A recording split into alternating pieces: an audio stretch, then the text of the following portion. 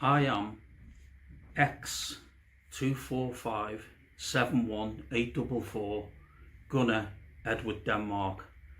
I served in T Battery, Charles Troop of 12 Air Defence Regiment, Royal Artillery. I fought in the Falklands Malvinas War in 1982 as a rapier missile operator. My job was to shoot down Argentine aircraft. Sadly, my battery achieved its aims and shot down a number of aircraft. My contact and everything to do with this has been through my good friend Julio Herrera Vidal, VGM. Now, I'm not reading from a script because I know this stuff by heart, but I need a prompt because my memory is not what it used to be. I'm suffering from terminal blood cancer, multiple myeloma, and that is what's prevented me from coming to Argentina, but I still hope to make the journey.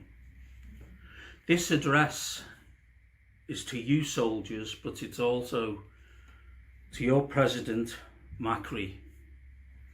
For 37 years, there has been an injustice in your country, and that injustice has been Argentina, the failure of your country to recognise the valuable contribution and the commitment made by your soldiers who defended the continental bases.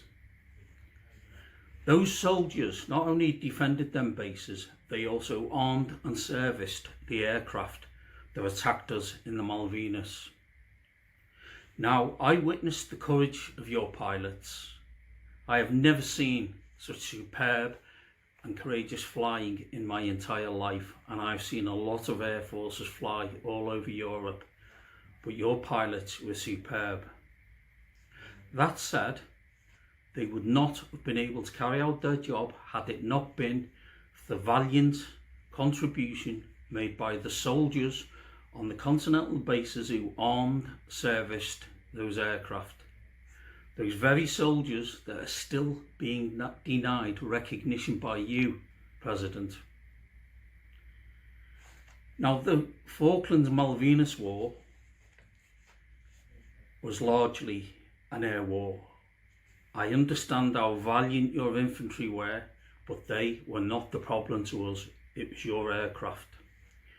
If you consider the damage done to Britain by your Air Force, it was immense.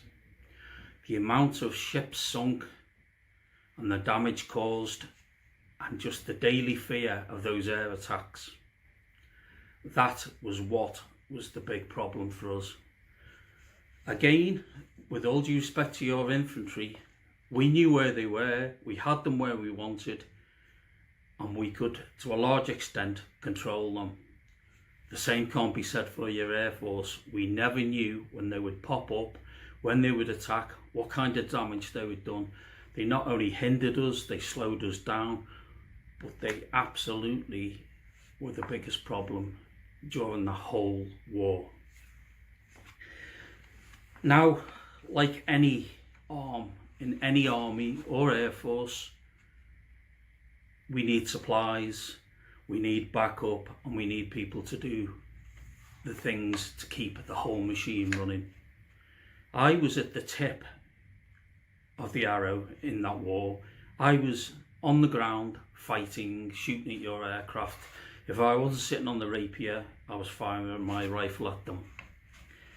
But the missiles that we loaded onto those rapiers, and the ammunition and the food and all the supplies and batteries and the whole amount of stuff you need to fight a war, was being sent to us from Ascension Island. Ascension Island is 4,000 miles away, and I was under no illusion that had we not had them soldiers on Ascension Island supplying us with the things we needed, we could not have fought our war. Those soldiers on Ascension Island were recognised. They were recognised by the British government for the contribution they made and the fact that they kept us going. And yet your soldiers, who were 400 miles away and were under threat, have received no recognition. And yet our soldiers with all due respect to them, who are under no threat from air attack or anything else, or even possible landings, have received their medals and are recognised, quite rightly I might add, as veterans. And sadly, and this is one thing I don't agree with, soldiers who were back in the UK, literally 8,000 miles away, were even recognised by the British government and awarded medals. And yet soldiers of the Argentine Air Force, 400 miles away and under threat from landings and God knows what, have been denied recognition. That's not right. Now, a lot has been written in the press about various operations, and one of them, I'll just go to my notes, was an operation called Plum Duff, and the other one was Operation Mikado. Now, a lot's been written about these operations. One of them, Mikado, the idea was that they're going to land at Rio Grande and Tierra del Fuego, excuse my pronunciation of them bases, where the crews lived. The aim was to kill the pilots and ground crews in the living quarters. And the other one, forces did land. Unfortunately, it was an epic failure because of supplies, weather conditions, and just various unforeseen circumstances. So British forces did land in Argentina, and it's well documented. So if the reason for not giving your soldiers on the continental bases medals or recognition is that they were in no danger whatsoever, then that doesn't hold water, because they were in danger. Beside the fact that the contribution they made, they were in danger and they deserve to be recognised. Nearly every single British soldier I've spoken to about it has agreed with me that them men have been left for 37 years without recognition, and you are wrong. You are wrong as a country to do it. I would also say this to you.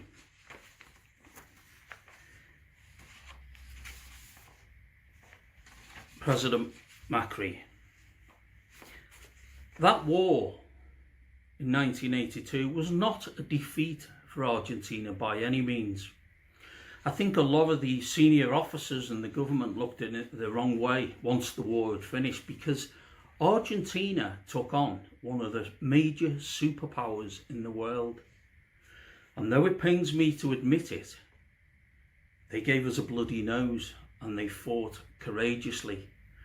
So instead of looking on this as a defeat when your soldiers returned, you should have been celebrating in the streets for their courage and everything they done, and the loss, and celebrated the loss of your soldiers for what they done. I would like to say this to you, and I hope you will answer this. And I'm going to read this from the script that I've written out.